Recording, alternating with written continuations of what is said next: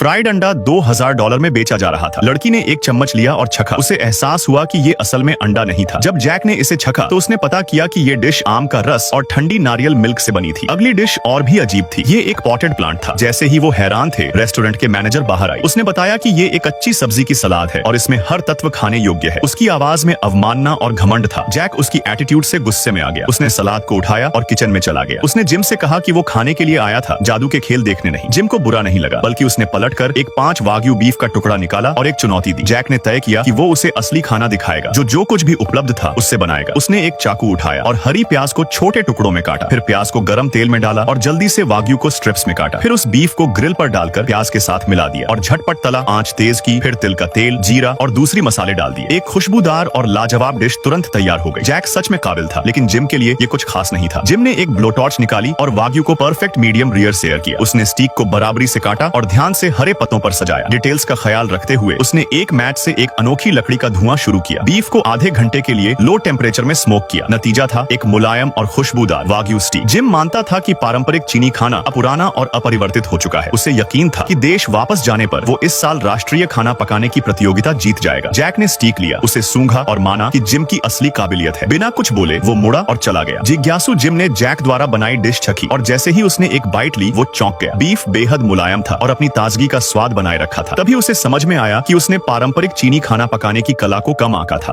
ये एक अजीब स्कूल है। ये सिर्फ बात न मानने वाले स्टूडेंट्स को ही स्वीकार करता है। यहाँ के सभी स्टूडेंट्स की एक जैसी हेयर स्टाइल और एक जैसी मुस्कान होती है। लूसी एक टीनेजर है जो शरीर में हो रहे बदलावों से गुजर रही है। उसकी बात न मानने वाली आदतों के कारण उसके माता पिता ने उसे यहाँ भेज दिया, लेकिन वो यहाँ एकमात्र ऐसी लड़की है जो बाकी सभी से अलग है। यहाँ के नियम अजीब हैं। संगीत की अनुमति नहीं है। सभी को सुबह 5 बजे उठना पड़ता है। अगले दिन प्रिंसिपल ने लूसी से कहा कि कल उनके लिए एक हेयर कट का इंतजाम किया जाएगा। हेयर स्टाइलिस्ट ने लूसी के सिर का माप लिया और उसकी उम्र के बारे में पूछा। लूसी रात को चुप थी जब उसकी रूममेट सो चुकी थी। उसने यहाँ से भागने की योजना बनाई, लेकिन सुरक्षा बहुत कड़ी थी। भागना इस समय मुश्किल लग रहा था। तभी पीछे से मैरी ने उसे आवाज दी। लूसी ने पूछा, तुम कौन हो? मैरी ने कहा, चलो कहीं और बात करते हैं। मैरी के कमरे में मैरी ने लूसी से कहा, अगर मैं तुम्हारी जगह होती तो ऐसा बेवकूफी नहीं करती, क्योंकि तुम यहाँ से बाहर नहीं जा पाओगी। लूसी ने मैरी की बातों पर विश्वास नहीं किया। मैरी ने पूछा, क्या तुम जानना चाहती हो कि उनका हेयर कट और ब्रेन वॉश कैसे किया जाता है? फिर वो दोनों एक वेंटिलेशन डक्ट के जरिए एक अजीब कमरे में पहुंच गए। अंदर एक लड़की अपना हेयर कट करा रही थी। प्रिंसिपल ने कहा, घबराओ मत, जल्दी ही तुम्हें अपनी हेयर स्टाइल पसंद आने लगेगी। लड़की को एक अजीब डिवाइस के साथ फिट किया गया था और गंजा आदमी स्विच खींचने लगा। डिवाइस से घना धुआं निकला। लड़की का रूप तुरंत बदल गया और वो असामान्य रूप से खुश हो गई। लेकिन लूसी ने गलती से एक कील को टकरा दिया। कील गिर गई। वो दोनों जल्दी से डक्ट से बाहर भाग गए। लूसी ने मैरी से पूछा, तुम पर ये असर क्यों नहीं होता? मैरी ने बताया, क्योंकि जब मैं छोटी थी मेरी ब्रेन सर्जरी हुई थी। मेरे अंदर एक मेटल प्लेट डाली गई थी जिससे ये डिवाइस मुझ पर काम नहीं करता। लूसी ने कहा, अगर तुम जानती हो कि भागना कैसे है तो तुम यहाँ क्यों रुकी हो? मैरी ने कहा, ये मेरी बहन के लिए है, क्योंकि मेरी बहन भी यहाँ है और उसे ब्रेन वॉश किया जा चुका है। मुझे यहाँ रहकर उसकी सुरक्षा करनी है। अगले दिन लूसी ने अपनी रूममेट के लिए एक म्यूजिक बॉक्स निकाला। रूममेट ने गलती से स्विच दबा दिया। संगीत सुनते ही रूममेट को सिर में तेज दर्द हुआ, लेकिन फिर वो सामान्य हो गई। लूसी को अब समझ में आया कि क्यों इस स्कूल में संगीत की मनाही है। लूसी ने अपनी रूममेट को इस जगह के बारे में सब कुछ बताया। अगले दिन लूसी प्रिंसिपल के पास गई और कहा, मैं तुम्हारा राज जानती हूँ। मैं ही थी जो कल कमरे में झांक रही थी। इससे प्रिंसिपल गुस्से में आ गए और लूसी को ऑफिस से बाहर ले गए। मैदान में लूसी ने एक इशारा किया। उसकी रूममेट, जो पहले ही प्रिंसिपल के ऑफिस में जा चुकी थी, ने म्यूजिक बॉक्स को स्पीकर की तरफ किया। स्कूल के हर कोने में संगीत बजने लगा। इससे सभी स्टूडेंट्स सामान्य हो गए।